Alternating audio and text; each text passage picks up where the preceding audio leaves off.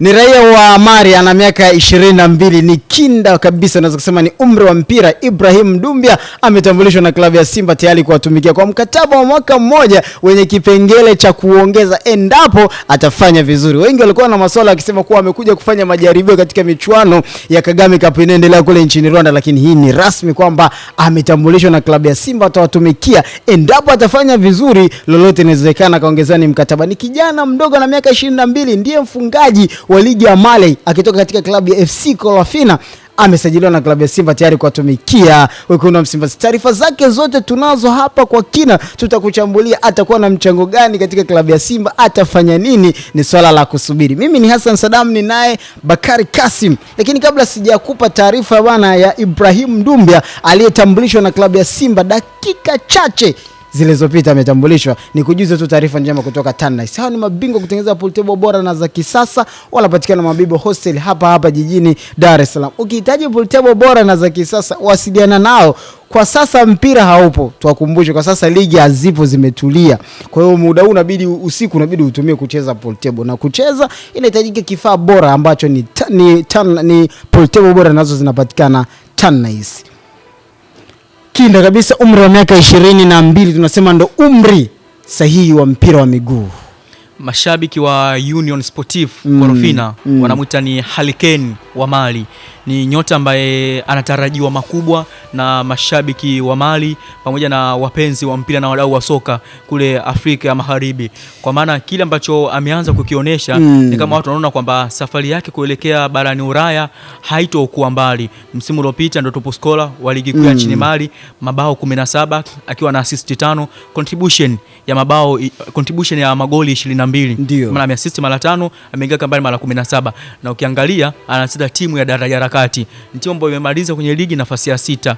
Bingwa akiwa yupo kwenye timu ambayo imebeba ubingwa. Kwa hiyo unaona kwamba timu ambayo imeshika nafasi ya 6, mchezaji wake tena kinda wa miaka 22 amefunga mabao 17 na kiassist mabao 5, contribution ya goli 22. Kwa hiyo unaona kwamba kuna kitu kipo kwa mchezaji huyu. Kwa hiyo Simba kuingia sokoni na kumuona mchezaji Ibrahim Doumbia ni kama wanajaribu kulitibu eneo la ushambuliaji ambalo limepoteza makali baada ya kuondoka Medi Kagere, akaondoka John Raphael Boko. Simba imekuwa ikipata shida sana kupata mshambuliaji ambaye atawagarantii kufunga mabao 10 mpaka 20 ndani ya msimu mmoja mashindano yote. Kwa hiyo inawezekana Simba kawa wamepata tiba sahihi, na ukiangalia kwamba aina ya uchezaji ambao anacheza Ibrahim Doumbia, mchezaji ambao Simba wanaufurahia. Simba wataki target man tu. Simba nataka mshambuliaji ambaye atajihusisha na movement zote katika eneo lao la mwisho ile final third. Kwa hiyo unapomwangalia Ibrahim Doumbia unamuona ana sifa hizo. Ni mtu ambaye ana uwezo mzuri wa kucheza mpira kwa kutumia miguu yote miwili. Ni mchezaji ambaye anaweza akakuonesha kwamba naweza nikafanya hiki muda hata msoni tarehe kufanya chochote. Kwa hiyo ni usajili mzuri kwa upande wa Simba.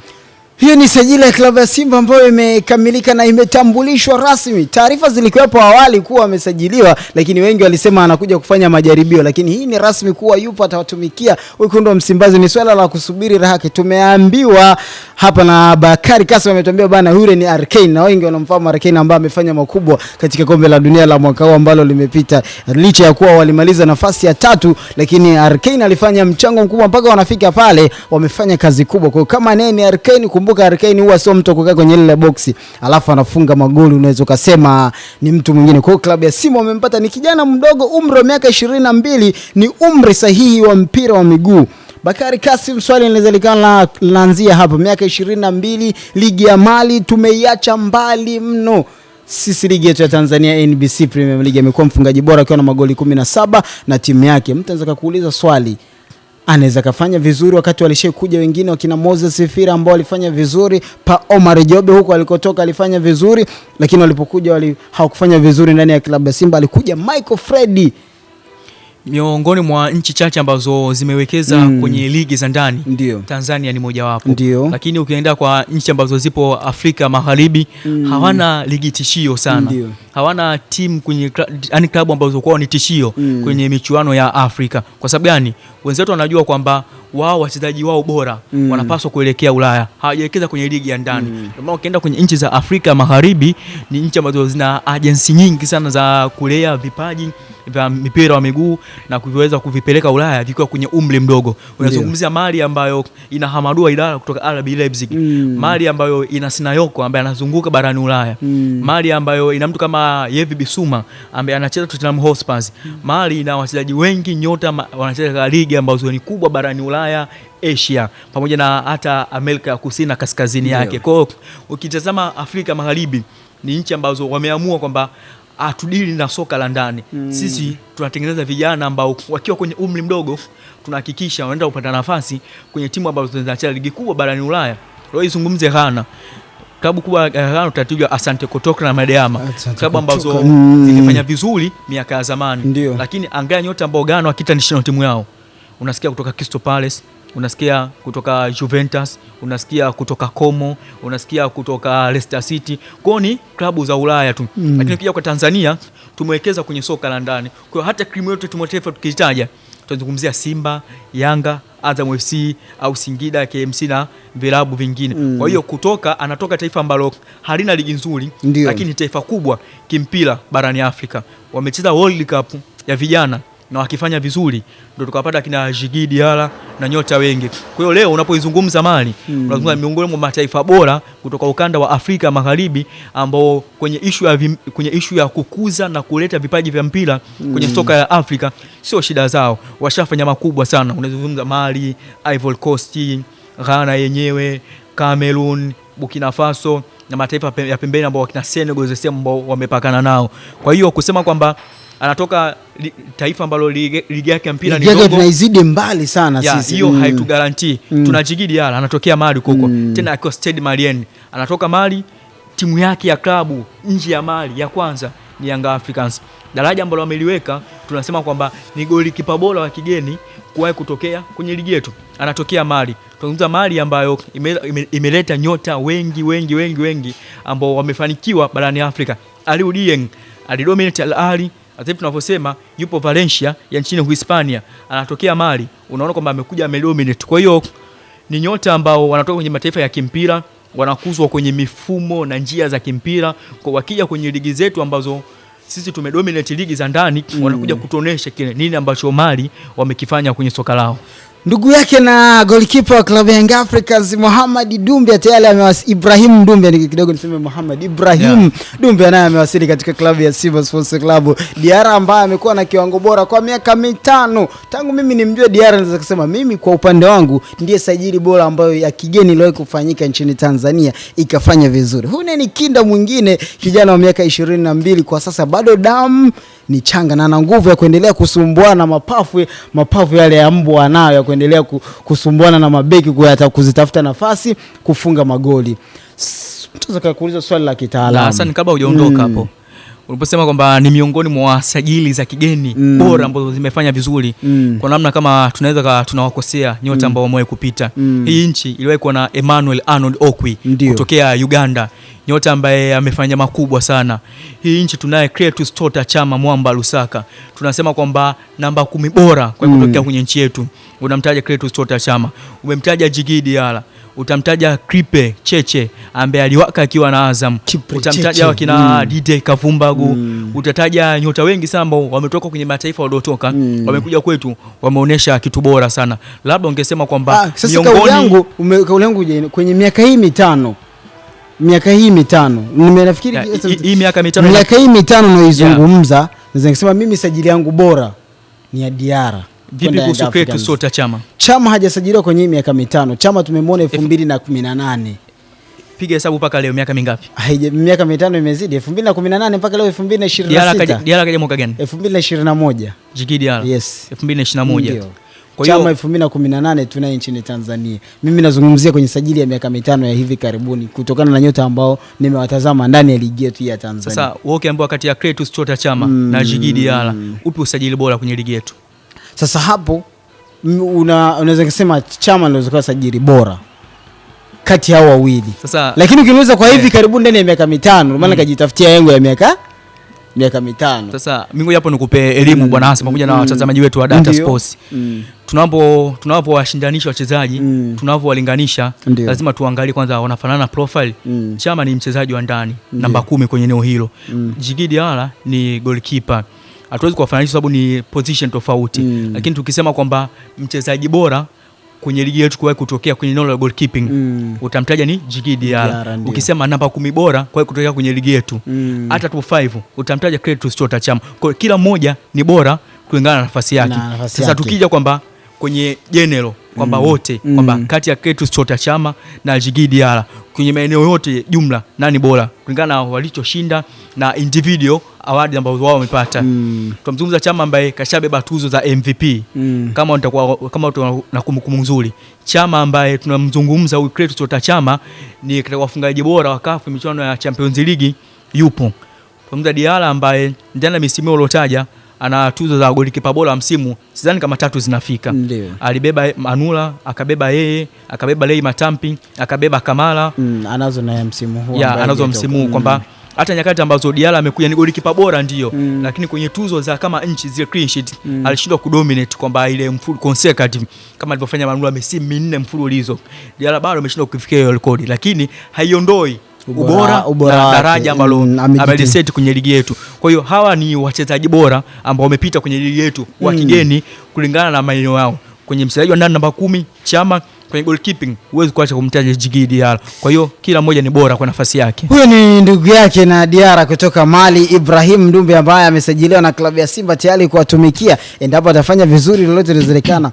Kuna mtu anaweza kuuliza swali, Bakari Kasim ndani ya klabu ya Simba, nafasi yake ya Ibrahim Dumbia. Wengi hatujamuona akicheza, tunaishi na ile imagination kwamba kufunga magoli 17 kwenye ligi kama Mali manake ana something special ambacho amekibeba. Tumeangalia style of play yake kwamba mchezaji ambaye ana enjoy kucheza mpira wa miguu, enjoy kuwa kama target man. Ni mtu ambaye anapenda kufanya mambo mengi sana uwanjani. Ataenda kushoto, ataenda kulia, atapiga pasi, ataenda kuwa supportive kwenye movement ambayo inafanyika. Anaweza akawatoa mabeki au walinzi wa timu pinzani kwenye maeneo ya asili ili kutengeneza space kwa timu pinzani. Anaweza pia kuokota mpira kutoka mbali. Ni dribble mzuri, ni mtu ambaye anaweza akaoperate kwenye maeneo mengi sana katika eneo la ushambuliaji. Ndio maana ukienda kwenye video yake ya utambulisho alipochora eneo ile box la goal la timu pinzani akaweka kama target man, afa akatoka paka kwenye zone 14 kuonyesha kwamba hata hapa na pamudu vizuri. Kusema kwamba atakuwa mchezaji wa aina gani sasa inategemea yake ndani kikosi cha Simba. Sasa inategemea mwalimu Steven Baka amekiona nini kwa mchezaji Ibrahim Dumbia na anataka amtumie vipi, kwa sababu msimu uliopita kwenye eneo lile alitumika Selemani Mwalimu, katumika pale na akatumika Elim Panzu kama force number 9. Hawa ni wachezaji ambao kiasili hawaenjoy kwa target man. Anakuja Dumbia, mtu ambaye kasha proof kwenye ligi ya Mali. Tunategemea aje kuprove kwenye ligi ya Tanzania. Mwalimu atamtumia vipi? Mwalimu ataona nini kutoka kwake? Na mchezaji atajipambanua vipi? Siwezi kuwa mtabiri kusema kwamba eti atafunga magoli fulani, ila na expect kutoka kwake double digit kwenye magoli, kwa maana magoli 10 na kuendelea. Hivi msimu uliopita mfungaji bora alikuwa nani? Msimu uliopita mfungaji bora kwenye The Home kutoka Singida Black Star akifunga magoli 17. Magoli 17 akimsurprise. Mtu anaweza kuuliza swali la mwisho tukiwa tunamalizia kuhusu magoli 17 ligi yetu na mfungaji na magoli 17 nchini Tanzania. Tumekuwa na ukame wa magoli, mara mwisho kuyaona magoli 20, magoli 23 ilikuwa ni kipindi cha Medika Gere huko nyuma akivunja rekodi ya mtu ambaye ilikuwepo. Kagere akuvunja rekodi. Aliishia 22 nafikiri. Rekodi ambayo ipo kwenye ligi yetu ni mabao 26 ya Mohamed Hussein Machinga wakati akitumikia Young Africans. Magoli 23 Medika Gere wakati anakuwa mfungaji bora nafikiri. Alikosa magoli 3 au kuvunja rekodi. Swali, tumekuwa na upungufu wa magoli ndani ya ligi yetu au tunasema wafungaji hawafungi. Mfano mtu anaweza kuuliza swali, Ndehumu ambaye alijiunga dirisha dogo na Singida Black Star lakini amekuja kuwa mfungaji bora licha ya kuwa kulikuwa kuna nyota ambao walianza msimu, uwepo wa nyota ambaye kutoka Namungo Fabrice Ngoma alianza msimu wa ligi kuu ya Tanzania, Fabrice Ngoi, uwepo wa baadhi ya nyota wengine ambao walikuwa wanashindania, Selemani Mwalimu Richa kutokuwa anapata muda lakini naye alianza msimu, na baadhi ya nyota wengine, lakini hawa walokuja dirisha dogo, Alan Okello sijamzungumzia Starboy mabao 14 naye alikuwepo pale, Faisal Salum ambaye alikuwepo, yule siwezi kumhesabu kama mshambuliaji lakini anapotokea naye alikuwepo ameanza msimu. Nataka kukuuliza swali, ukama huu utaondolewa na kitu gani? Wakati tukiwalaumu kwamba washambuliaji ni butu na kwamba kuna ukama wa kufunga kwa magoli, lazima pia tusifie defender kwenye ligi yetu. Kwa maana kama mshambuliaji afungi, manake kuna beki ambaye amezuia vizuri. na miongoni mwa misimu ambayo washambuliaji wakati wamekuwa wakishift kwamba leo wapo ndani ya kikosi, leo hawapo, ni msimu huu. Tunamzungumza Prince Dube ambaye amecheza Yanga, hakuwa na wakati mzuri. Ndiyo. Kuna kipindi Yanga kanamtumia Laulindo Maria Depu kwenye eneo lile. Ndumu ambaye amekuja kwenye dirisha dogo, lakini ukiangalia mechi ambazo amekosa hazifiki 6. Ni kama kacheza ligi nzima. Ligi nzima ndio. Tunamzungumza mtu kama Alan Okello Starboy ambaye kuna namna bao Yanga kwenye kipindi ulikuwa haujui goli linatokea wapi, zile anakuja Starboy anakupa goli. Tunamzungumza Faisal Salum ambaye ukizungumzia uti wa mgongo wa Azam FC, unamzungumza Fei. Mabao 14 msimu 15 msimu. Msimu uliopita akifunga mabao 19. Nyuma yake akifunga mabao 9. Ni kama naye ana improve kwenye grafu yake ya ufungaji wa mabao baada ya kutoka kwenye eneo la chini kucheza kama namba 10, ambake kwenye Azam FC tunaomba anashambulia sana box akitokea nyuma. Wakati ambao umemkaba Jafet Kitambala Bora au Jack Ngita, then kuna Fei ambaye anakuja ana pop up anatia mpira kambani. Kwa hiyo pia ni soka kama mpira pia umeadvance mpira wetu kwamba so kila muda mshambuliaji ambao utafunga for fun unavyotaka, lazima ufanye kazi za ziada, lazima ujipambanue. Tulikuwa na Fiston Maele, mshambuliaji hatari sana, lakini naye alishindwa kuvuka mabao 20, alishia mabao 17 akafunga mabao 14. Kwa hiyo pia kwamba tuna safu imara ya ulinzi na pia washambuliaji wetu wanapaswa kuwa more clinical. Kama Dube angekuwa clinical enough msimu ulioisha angekuwa na zaidi ya mabao 20. Hayo ni maneno ya mwisho ambayo amemaliza nayo Bakari Kassim baada ya sajili Ibrahim Dumbe ambaye ametambulishwa na klabu ya Simba. Ni mshambuliaji anaweza kukaa kwenye eneo la nambari 9 na nambari 10 ambaye amesajiliwa rasmi na ametambulishwa atakuwa kuwatumikia wekundu wa Msimbazi Simba. Moja swali ambalo amelizungumza Bakari Kassim ni kwamba ligi yetu imekuwa, maana mabeki wanafanya kazi kubwa, kwa hiyo lazima mshambuliaji awe clinical enough kuhakikisha anazitengeneza hizo nafasi ili naye aimbe kwa ukubwa katika eneo lile. Kuna watu waliimba kwa ukubwa kutokana na kazi zao kubwa walizozifanya. Sasa ni zamu ya kijana mdogo kuvishwa majukumu kuhakikisha anafanya kazi kubwa. Ilikuwa ni sajili ambayo imetambulishwa na klabu ya Simba, Ibrahim Dumbe ambaye atakuwepo kuwatumikia wekundu wa Msimbazi akiwa na kipengele cha kwamba atakapofanya vizuri zaidi contract yake itaongezeka. Mimi ni Hassan Saddam, nilikuwa naye Bakari Kassim, nyuma ya kamera si mwingine ni Alpha. Tukutane panapo majaliwa. Bye bye.